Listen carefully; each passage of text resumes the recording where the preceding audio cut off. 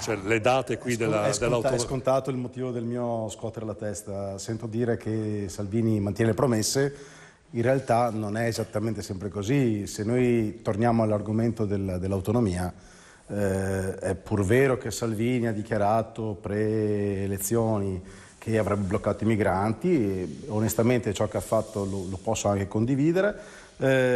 Ritengo anch'io che la magistratura democratica stia facendo un autogol contro se stessa, perché finché tiranno parole nei confronti di Salvini questo aumenterà il suo quid. Resta il fatto che sull'autonomia ci sarebbe molto da dire. Dato che sono veneto, siamo qui, devo parlare di autonomia, voglio parlare di autonomia. Se noi guardiamo l'escursus da pre-referendum, pre-elezioni amministrative, pre-elezioni nazionali, e oggi c'è qualcosa che non torna.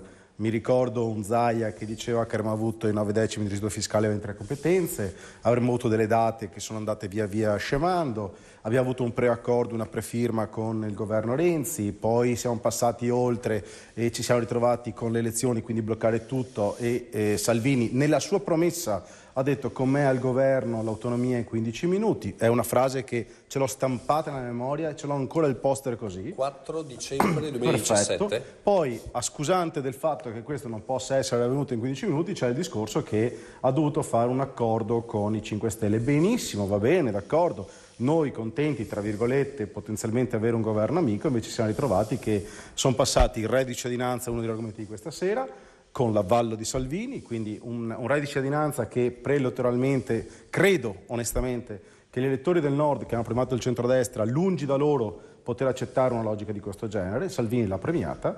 Oggi ci troviamo che avevamo una scadenza il 15 di febbraio per vedere la firma sul decreto dell'autonomia. L'altro giorno Zaia ha ribadito che la prossima data è il 21 di marzo. Mi auguro che la data non diventi il 31 di marzo o anzi il 30 di febbraio piuttosto che il 1 di aprile, perché sarebbe uno scherzo di brutto e di cattivo gusto. Per cui facciamo così. L'unica cosa positiva che dico è stato l'altro giorno c'è stata Confindustria che si è ritrovata a Venezia. Già in Confindustria è strano perché trovi alcuni che vogliono l'autonomia ma su base centralistica, altri vogliono l'autonomia invece importante e fiera. Zaia ha detto, se non ricordo male le parole di Zaia ma più o meno ci vado vicino, non accetterò nulla che non siano le 23 competenze. Già sono scomparsi i 9/10 del residuo fiscale. Se poi mi dicono che vogliono le 23 competenze con i costi storici, onestamente mi sembra anche quella una grandissima presa per i fondelli, si deve dire così in televisione, no? Quindi io onestamente mi auspico, anzi sono convinto che l'autonomia non possa arrivare per mere questioni economiche, perché è inutile che Zaia vada in giro a dire con una lettera al Sud guardate che tranquillamente l'autonomia serve anche al Sud. Non è vero, non è vero.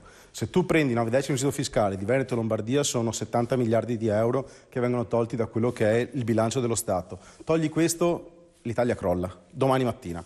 Quindi io voglio l'autonomia, assolutamente voglio l'autonomia. Non la voglio perché crolli l'Italia, voglio perché ci sia consapevolezza che una parte dell'Italia sta lavorando da schifo, ma veramente da schifo. Mentre c'è qualcuno che ha una Ferrari, e in questo caso Zaia, che dice che la sta guidando benissimo. No, Zaia la sta guidando come se avesse una 500.